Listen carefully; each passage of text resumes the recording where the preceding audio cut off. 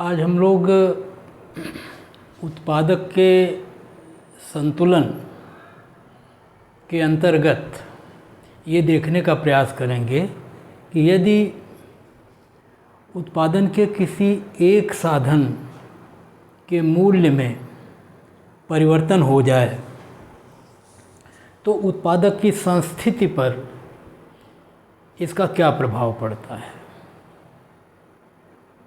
कहने का तात्पर्य ये है कि यदि उत्पादन के किसी एक साधन का मूल्य अगर घट जाए, उत्पादक के व्यय या आय पूर्ववत हैं, उत्पादन का जो दूसरा साधन है उसका मूल्य स्थिर है, केवल एक साधन के मूल्य में परिवर्तन हो रहा है और ये परिवर्तन मूल्य की कमी के रूप में भी हो सकता है, मूल्य के वृद्धि के रूप में भी हो सकता है। तो जब ये साधन के मूल्य में परिवर्तन होगा, कमी या वृद्धि होगी, तो उत्पादक की संस्थिति बदलेगी और उस बदली हुई परिस्थिति में हमें ये देखना है कि क्या उत्पादन का स्तर परिवर्तित हो जाता है, क्या जितना पहले उत्पादन होता था उत्पादन उससे कम या अधिक हो जाता है, और दूसरे ये कि क्या जिस उत्पादन के साधन के मूल्य में परिवर्तन हुआ है उसकी मात्रा में कोई परिवर्तन होता है, और तीसरे ये भी कि क्या जो दूसरा साधन है जिसके मूल्य में कोई परिवर्तन नहीं हुआ है उसके मात्रा में भी कोई परिवर्तन होता है। तो इस प्रभाव को जब हम देखते हैं कि किसी साधन या फैक्टर के मूल्य में परिवर्तन का प्रभाव उत्पादक के संस्थिति पर देखें और ये देखने का प्रयास करें कि उत्पादन के स्तर में और दोनों साधनों के मात्राओं में क्या परिवर्तन हुए हैं, तो इस परिवर्तन के को हम लोग फैक्टर प्राइस इफ़ेक्ट के रूप में जानते हैं। फैक्टर प्राइस इफ़ेक्ट साधन कीमत प्रभाव, अर्थात यदि किसी साधन के कीमत में कोई परिवर्तन हो जाए तो उत्पादक के संतुलन की स्थिति पर इसका क्या प्रभाव पड़ता है। इस प्रभाव को हम दो तरह से देखेंगे। एक सरलतम रूप में देखेंगे कि साधन के मूल्य में परिवर्तन होता है तो प्रत्यक्षतः इसका क्या प्रभाव हमें संस्थिति पर दिखता है, और एक दूसरे इस रूप में देखेंगे कि जब किसी साधन के मूल्य में कमी या वृद्धि होती है तो क्या उपभोक्ता के क्रय शक्ति पर इसका कोई फर्क पड़ता है, अर्थात उसकी वास्तविक आय में परिवर्तन हो जाता है, और इस वास्तविक आय में परिवर्तन के कारण जो एक्सपेंशन इफ़ेक्ट होता है, विस्तार प्रभाव होता है, उसके कारण संस्थिति किस तरह से परिवर्तित होती है। और दूसरा इस रूप में भी देख सकते हैं कि जब एक साधन के मूल्य में परिवर्तन होता है और दूसरे साधन के मूल्य में परिवर्तन नहीं होता है तो दोनों साधनों के जो मूल्यों के अनुपात हैं वो परिवर्तित हो जाते हैं, और मूल्य अनुपात जब परिवर्तित होते हैं तो हम जानते हैं कि एक वस्तु दूसरी वस्तु की तुलना में सस्ती या महंगी लगने लगती है, और फिर उस महंगे और सस्ती के आधार पर उत्पादक जो है किसी साधन के मात्रा में कमी और किसी दूसरे साधन की मात्रा में वृद्धि और इस तरह से साधनों का प्रतिस्थापन भी कर सकता है। तो इन दोनों प्रभावों को हम इसके बाद देखेंगे। पहले हम फैक्टर प्राइस इफेक्ट को सीधे तौर पर देख रहे हैं कि यदि किसी साधन के मूल्य में या कीमत में परिवर्तन होता है कमी या वृद्धि के रूप में तो संस्थिति पर क्या प्रभाव पड़ता है।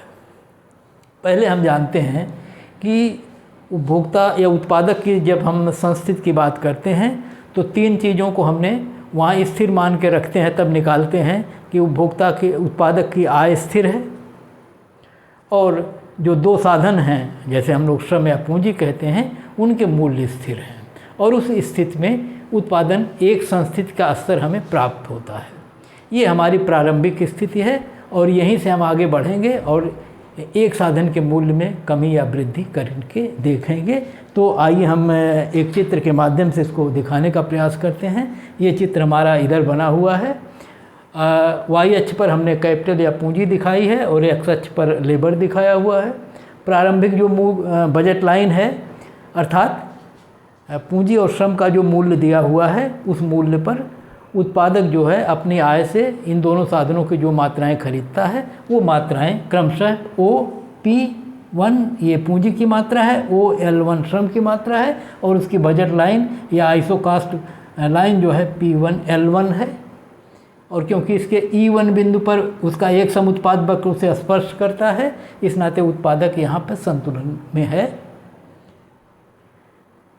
लीस्ट कास्ट स्थिति में है, मतलब न्यूनतम लागत से अधिकतम उत्पादन प्राप्त करने की स्थिति यहाँ पर है, या दी हुई लागत से समलागत इस रेखा पर वो अधिकतम उत्पादन प्राप्त कर रहा है। अब हम कह रहे हैं कि यदि श्रम के मूल्य में कमी हो जाए, पूंजी का मूल्य ज्यों का त्यों रहे, उत्पादक की आय ज्यों की त्यों रहे, वैसी स्थिति में उत्पादक अब श्रम की ज़्यादा मात्राएं खरीदने में सक्षम होगा, क्योंकि श्रम का मूल्य कम हो गया है और क्योंकि पूंजी के मूल्य में कोई परिवर्तन नहीं हुआ, इस नाते पूंजी की मात्रा उतनी ही रखते हैं। ये सबसे सरलतम स्थिति है।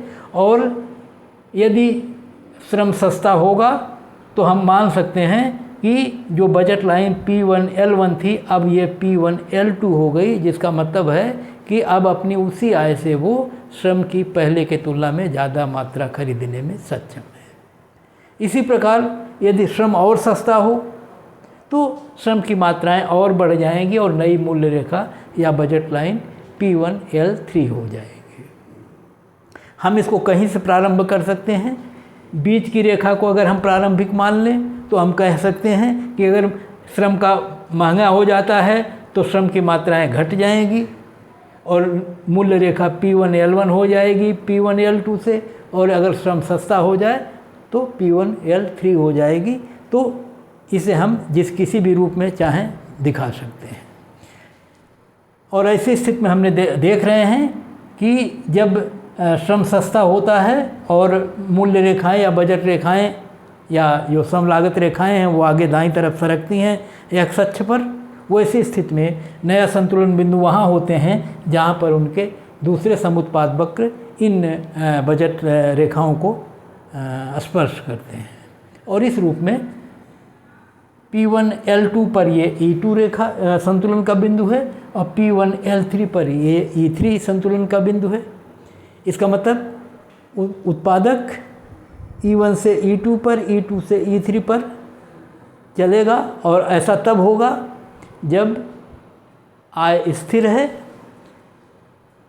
पूंजी का मूल्य स्थिर है, केवल श्रम के मूल्य में परिवर्तन हुआ है। और क्योंकि श्रम के मूल्य में परिवर्तन हुआ है तो इसका प्रभाव हम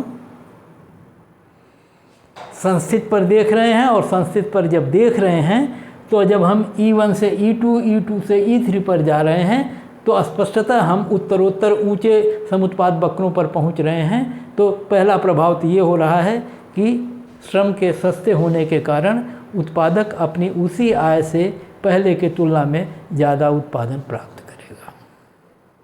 और दूसरा प्रभाव जो सामान्यतः अपने आप निकल के सामने आता है कि क्योंकि श्रम सस्ता हुआ है, इस नाते श्रम की मांग या श्रम की मात्रा या श्रम का उपयोग उत्पादक बढ़ा देगा। और हम E1 से E2, E2 से E3 पर जाते हैं तो देखते हैं कि श्रम की मात्राएं बढ़ रही हैं। अगर यहाँ से यहाँ बिंदु हम लगाएं तो हम देख सकते हैं कि ये श्रम की मात्राएं क्रमशः हमको बढ़ती हुई मिलेंगी।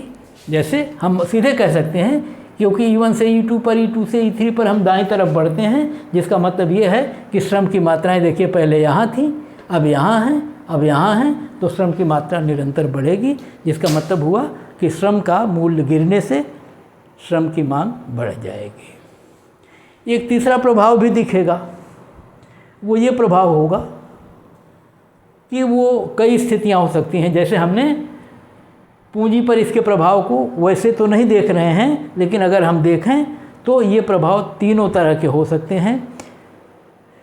पूंजी की मात्रा स्थिर भी रह सकती है, पूंजी की मात्रा घट भी सकती है, पूंजी की मात्रा बढ़ भी सकती है। वो अभी इसके बाद हम इसको विस्तार से समझ सकते हैं। लेकिन आप चाहे पूंजी की मात्रा को घटता हुआ वक्र दिखाएं, चाहे पूंजी की मात्रा को बढ़ता हुआ वक्र दिखाएं, चाहे पूंजी की मात्रा को स्थिर वक्र दिखाएं, तीनों सही हैं।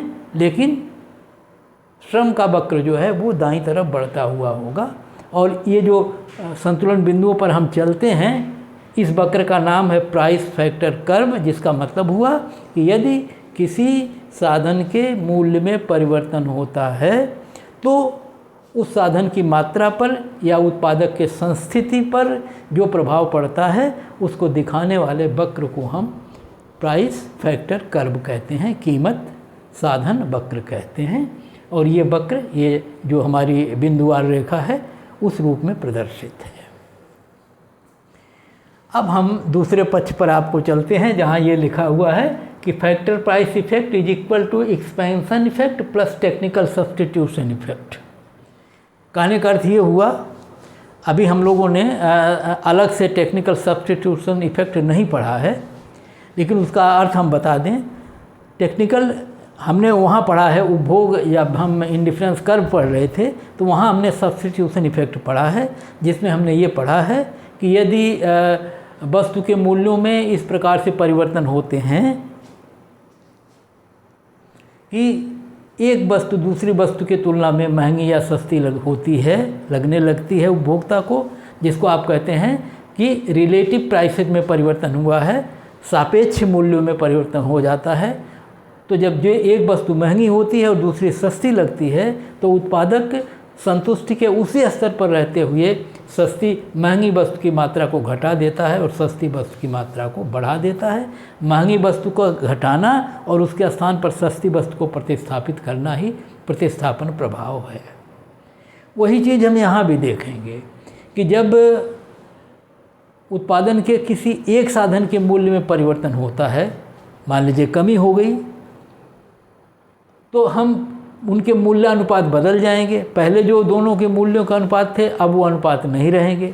और अब ये जो अनुपात बदलेगा, इसमें एक वस्तु, एक तो प्रत्यक्षता आपको लग रहा सस्ती हुई है, दूसरी में कोई मूल्य बढ़ा नहीं है, परिवर्तित नहीं हुआ है। इसका मतलब जिस वस्तु का मूल्य घटा है वो अपेक्षाकृत पहले की तुलना में, पूंजी की तुलना में सस्ती हो गई है, या इसी को कहेंगे कि पूंजी अब श्रम की तुलना में महंगी हो गई है। तो ऐसे स्थिति में उत्पादक करता क्या है कि महंगी साधन की कुछ मात्राओं को घटा देता है, उसके स्थान पर सस्ते साधन की मात्रा को बढ़ा देता है, भले ही उसका उत्पादन का स्तर वही रहे, अर्थात वो अपने उसी समुत्पाद वक्र पर एक बिंदु से दूसरे बिंदु पर चला जाता है। ये प्रतिस्थापन प्रभाव होता है कि महंगे साधन के स्थान पर सस्ते साधन को प्रतिस्थापित करना। तो जब एक वस्तु के मूल्य में एक किसी साधन के मूल्य में परिवर्तन होता है और दूसरे साधन के मूल्य में परिवर्तन नहीं होता, या कई बार ऐसा होता है कि एक साधन सस्ता हो जाए, दूसरा साधन महंगा हो जाए, तब तो बिल्कुल स्पष्ट दिखता है कि दोनों एक दूसरे में सापेक्षिक तौर पर सस्ते महंगे हो गए। तो ऐसे प्रभाव को हम स्थानापन्न प्रभाव कहते हैं, क्योंकि उपभोग के क्षेत्र में हम इसको सब्स्टिट्यूशन इफेक्ट कह चुके हैं और उसका अंतर हमको करना उत्पादन के क्षेत्र में, इस नाते यहाँ पर हम इसको टेक्निकल सब्स्टिट्यूशन कहते हैं, तकनीकी प्रतिस्थापन कहते हैं। और तकनीकी प्रतिस्थापन इसलिए भी क्योंकि श्रम और पूंजी के मध्य जो संबंध है उत्पादन प्रक्रिया में, वह एक विशेष तरह का संबंध होता है और ये उत्पादन की टेक्नोलॉजी पर निर्भर होता है। इस नाते हम इसको टेक्निकल सब्स्टिट्यूशन इफेक्ट कहते हैं। तो हमको ये दिखाना है कि ये जो फैक्टर प्राइस इफेक्ट है, ये जो है दो इफेक्ट्स या दो प्रभावों का परिणाम है। उपभोग के क्षेत्र में भी हमने देखा था कि मूल्य प्रभाव दो प्रभावों का योग होता है, एक आय प्रभाव और दूसरा प्रतिस्थापन प्रभाव। उसी चीज़ को यहाँ भी हम कह रहे हैं। आय प्रभाव का नाम हो गया है विस्तार प्रभाव और प्रतिस्थापन प्रभाव का नाम हो गया है टेक्निकल सब्स्टिट्यूशन इफेक्ट, तकनीकी प्रतिस्थापन प्रभाव। दोनों चीज़ें एक ही हैं, बस अंतर इतना है, वहाँ इंडिफरेंस कर्व है, यहाँ आइसो प्रोडक्ट कर्व है। वो उपभोग का क्षेत्र था, ये उत्पादन का क्षेत्र है। वहाँ उपभोक्ता के संतुलन थे, यहाँ पर उत्पादक का संतुलन। तो इस दृष्टि को जब हम देखते हैं तो देखिए ये पहला चेंज तो हमने आपको बता दिया कि income and price of one factor, suppose capital is constant, स्थिर है, और only price of labour is changing. तो ये इस प्रभाव को हम फैक्टर प्राइस इफेक्ट के रूप में यहाँ देख चुके हैं। अब हमको देखना है कि जब ऐसा होता है तब और क्या होता है। तो हम ये दिखा रहे हैं कि जब change in price of one factor, suppose labour के मूल्य में परिवर्तन हो गया, मान लीजिए कमी हो गई, पूंजी के मूल्य में कोई परिवर्तन नहीं हुआ। अगर उत्पादक अब अपनी पहली वाली आय से ही दोनों साधनों की मात्राओं को पूर्ववत खरीदे, जितना श्रम खरीदता था उतना श्रम खरीदे, जितना पूंजी खरीदता था उतना पूंजी खरीदे, तो क्योंकि श्रम सस्ता हो गया है इसलिए उसके पास कुछ पैसे अब बच जाएंगे। और इसी पैसे से अगर वो श्रम और पूंजी की और मात्राएं खरीदे तो जाहिर है कि श्रम और पूंजी की मात्राएं अब बढ़ जाएंगी अपने आय के उसी स्तर से जो पहले थे। या इसको दूसरी भाषा में ऐसे कहते हैं कि क्योंकि श्रम सस्ता हो गया है इसलिए उत्पादक अब अपनी पुरानी आय से ही पहले की तुलना में श्रम और पूंजी की ज़्यादा मात्राएं खरीद सकता है। अर्थात उसकी जो मौद्रिक आय थी वो तो वही है, लेकिन उसकी जो क्रय शक्ति है, परचेजिंग पावर है, खरीदने की शक्ति है, जिसको हम रियल इनकम कहते हैं, वो बढ़ गई है। और जब वो बढ़ गई है तो जाहिर है कि वो ज़्यादा खरीदेगा, और ज़्यादा खरीदेगा तो अब उत्पादन का स्तर बदल जाएगा। तो ये प्रभाव जब हम देखते हैं कि जब एक वस्तु के मूल्य में परिवर्तन होने से उत्पादक के रियल इनकम में या उसके मौद्रिक आय की परचेजिंग पावर में परिवर्तन हो जाता है, तो इसके कारण उत्पादक की संस्थिति बदल जाती है। और इस बदलाव में होता क्या है कि उत्पादक ऊंचे समुत्पाद वक्र पर पहुंच जाता है, और दूसरी प्रभाव ये होगा कि दोनों साधनों की मात्राएं पहले की तुलना में ज़्यादा खरीदी जा सकती हैं, खरीदी जाएंगी। ये आय प्रभाव होगा, जिसको हम विस्तार प्रभाव या एक्सपेंशन इफेक्ट के रूप में जानते हैं। इसके पहले हम लोग पढ़ चुके हैं। और एक दूसरा परिणाम होगा, जैसा अभी हम पहले बता चुके कि जब श्रम का मूल्य गिरा है और पूंजी का मूल्य नहीं गिरा है तो श्रम और पूंजी के मूल्यानुपात में परिवर्तन हो गया, और जिसके फलस्वरूप पूंजी और श्रम की अगर हम पुराने मूल्यों से तुलना करें तो अब हमको श्रम पूंजी की तुलना में सस्ता लगेगा, या दूसरी भाषा में कह सकते हैं कि श्रम की तुलना में पूंजी महंगी लगने लगेगी।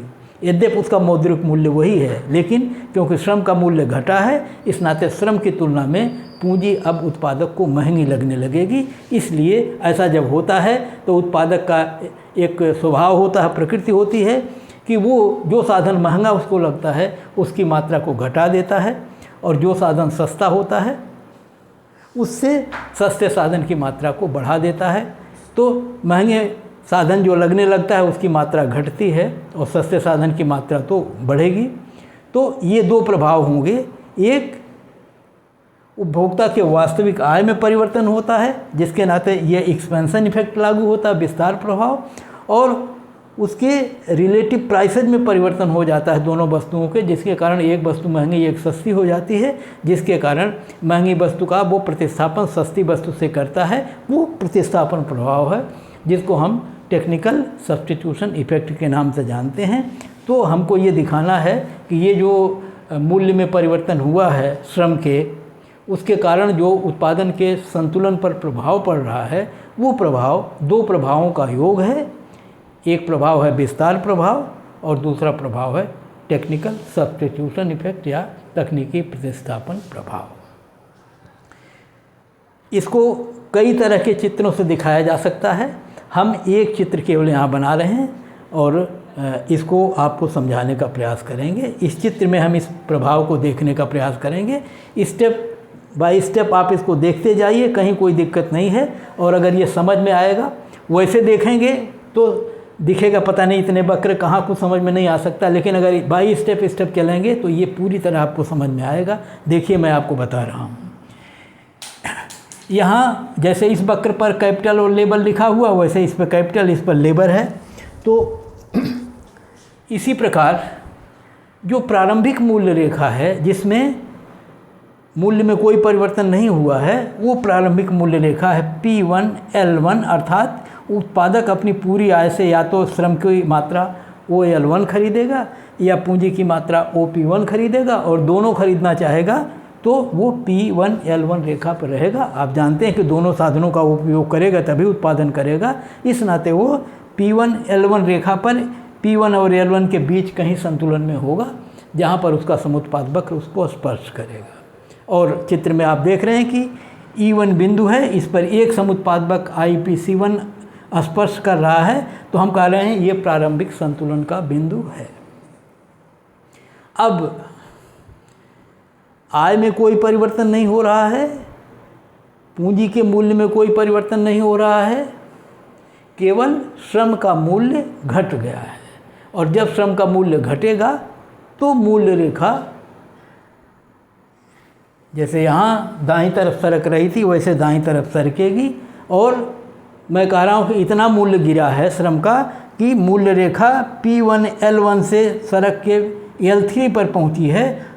और अब हम पूंजी की मात्रा P1 खरीदेंगे और श्रम की मात्रा L1, और नई मूल्य रेखा P1L3 होगी, जिस पर हम पूंजी की मात्राएं पहले जैसे ही खरीद रहे हैं, क्योंकि उसका मूल्य पूर्ववत है, और क्योंकि श्रम सस्ता हुआ है इस नाते श्रम की मात्रा उसी आय से उत्पादक ज़्यादा खरीद सकता है। तो अब वो PL3 रेखा पर संतुलन में होगा, और संतुलन में वहाँ होगा जहाँ पर नया कोई वक्र उसको स्पर्श करेगा। और इस चित्र में ये जो IPC3 है, आइसो प्रोडक्ट कर्व 2 जो है वो E3 बिंदु पर स्पर्श कर रहा है। तो जब श्रम के मूल्य में कमी हो गई है तब उत्पादक अब E1 बिंदु से हटके E3 बिंदु पर संतुलन में आ गया है। यहाँ आप देख सकते हैं कि E1 बिंदु पर श्रम की मात्रा का उपयोग करता था X1, और E3 बिंदु पर श्रम की मात्रा का उपयोग करेगा X3, अर्थात श्रम की मात्रा बढ़ गई है। और पूंजी की मात्रा थी Y1 और अब ये घट के हो गई है Y3। क्यों घटी है ये अभी जान जाएंगे, लेकिन क्यों बढ़ी है ये स्पष्ट है। क्योंकि X सस्ता हुआ था, उत्पादक अपनी उसी आय से X की अब पहले की तुलना में ज़्यादा मात्राएं खरीदने में सक्षम है, इस नाते वो ज़्यादा खरीदेगा। तो X का मात्रा बढ़ी, यही प्रभाव है। कौन सा प्रभाव? Price factor effect. जो फैक्टर की प्राइस में परिवर्तन हुआ था, श्रम के मूल्य में जो कमी आई थी, उसके कारण उत्पादक E1 बिंदु से E3 पर चला गया, जहाँ पर दो चीज़ें स्पष्टता दिख रही है।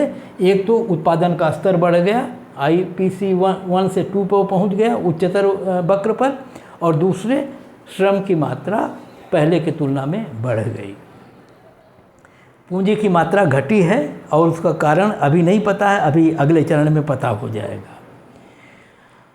अब यहाँ पर ये प्रभाव जो E1 से E3 पर जाना है, ये प्राइस फैक्टर इफ़ेक्ट है, और इसको मिलाने वाले ये जो बिंदु वाला वक्र है इसको प्राइस फैक्टर कर्व कहा जाता है। जो ये वक्र है वही ये वक्र है, जिसमें दिखाया गया है कि श्रम के मूल्य में कमी होने के कारण उत्पादक E1 से E3 पर जाता है, जो ये प्रदर्शित करता है कि उत्पादन का स्तर भी अब पहले की तुलना में बढ़ गया है और श्रम की मात्रा भी पहले की तुलना में बढ़ गई है।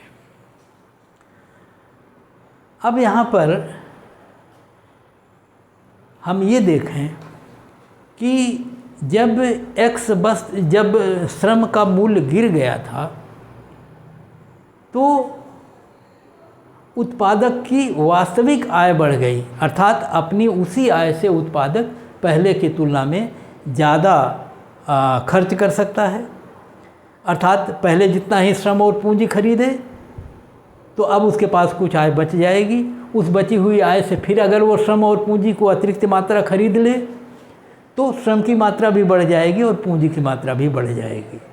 जाहिर है कि अगर श्रम और पूंजी की दोनों मात्राएं बढ़ेंगी तो उत्पादन का स्तर भी बढ़ जाएगा। तो ये जो प्रभाव है ये वास्तविक आय प्रभाव है। इस वास्तविक आय को प्रभाव को देखने के लिए ये कहा जा रहा है कि यदि उत्पादक अपने पुराने मूल्य रेखा पर हो रहे और उसकी वास्तविक आय बढ़े तो ये मूल्य रेखा ऊपर विवर्तित होगी समानांतर रूप में, और हम इसको तब तक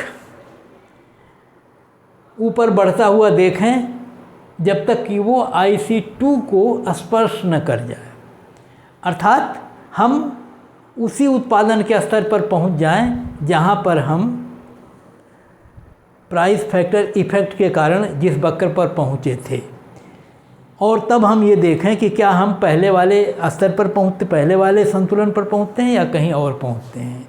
तो ऐसी स्थिति में इस आय प्रभाव को देखने के लिए हम इस मूल्य रेखा को ऊपर विवर्तित करेंगे, और हम पाते हैं कि ये मूल्य रेखा अगर समानांतर रूप में ऊपर शिफ्ट करे, आय जैसे जैसे बढ़ेगी ये बढ़ती चली जाएगी, और वो एक बार जाके यहाँ इस मार्क पर हम P2 अगर लिख दें तो ये P2L2 जो रेखा है जो P1L1 के समानांतर है, जो ये प्रदर्शित करती है कि जो मूल्य P1L1 रेखा पर हैं पहले वाले मूल्य, वही मूल्य अनुपात P2L2 पर भी हैं। इस नाते जो निष्कर्ष इस पर निकलेंगे वही निष्कर्ष इस पर भी निकलेंगे, क्योंकि मूल्यानुपात में कोई परिवर्तन नहीं हुआ है, जबकि P1L3 पर मूल्यानुपात बदल गया है। तो इसका मतलब ये प्रभाव मूल्य परिवर्तन के कारण नहीं हो रहा है, ये प्रभाव आय परिवर्तन के कारण दिख रहा है।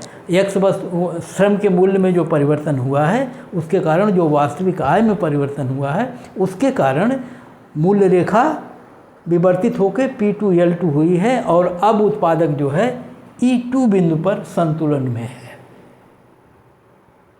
यहाँ ध्यान ये देना है कि E2 और E3 दोनों एक ही वक्र पर हैं, अर्थात दोनों पर उत्पादन का स्तर समान है।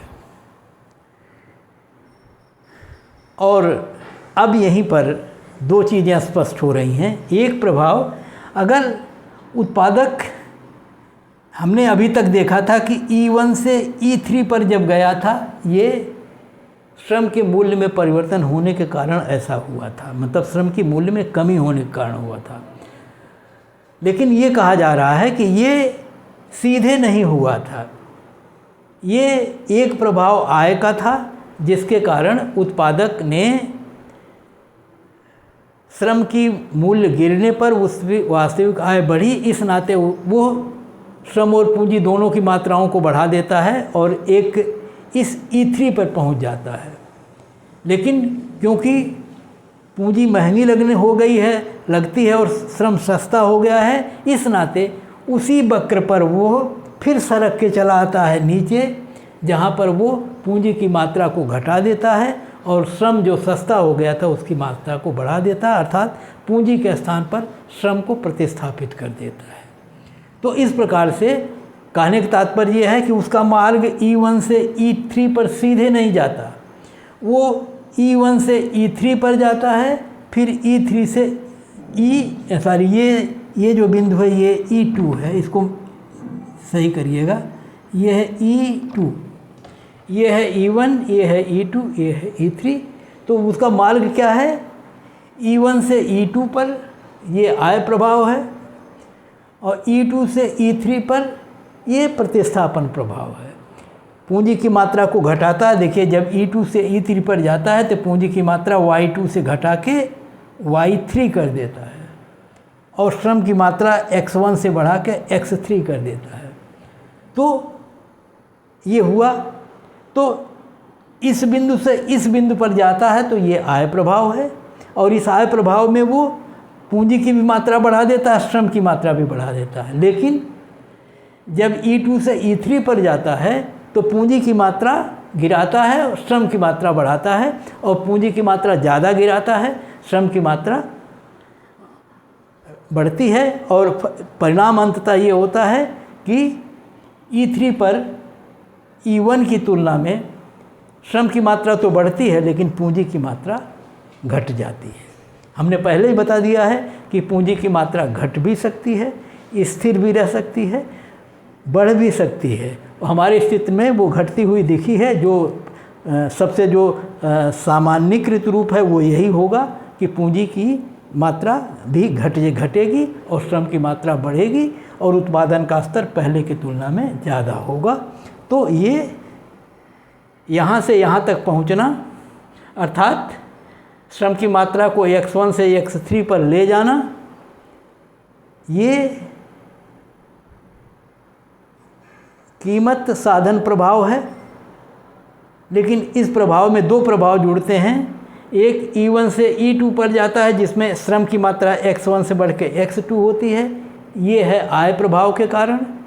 और जब E2 से E3 पर जाता है तो x2 से x3 पर जाता है, ये प्रभाव है प्रतिस्थापन या तकनीकी प्रतिस्थापन प्रभाव के कारण। क्योंकि पूरा प्रभाव x1 से x3 पर जाना है तो इस नाते ये x1 से लेके x2 पर जाना ये विस्तार प्रभाव है, और x2 से लेके x3 पर जाना ये जो है सब्स्टिट्यूशन इफेक्ट है, और ये एक्सपेंशन इफेक्ट है। तो ये स्थितियां हैं। और इस प्रकार से जो ये मूल्य प्रभाव या जो जिसको हम प्राइस फैक्टर इफेक्ट कह रहे हैं, जो x1 से लेके x3 पर गया है, ये इन दोनों का योग है, x1 से x2, x2 से x3। और ये हम यहाँ श्रम के रूप में देख रहे हैं। पूंजी की मात्रा भी पहले की तुलना में घटी है, y1 से घट के y3 हो गई, क्योंकि पूंजी महंगी हो गई है श्रम की तुलना में। इस नाते पूंजी की मात्रा पूर्ववत न रह के कुछ घट गई है।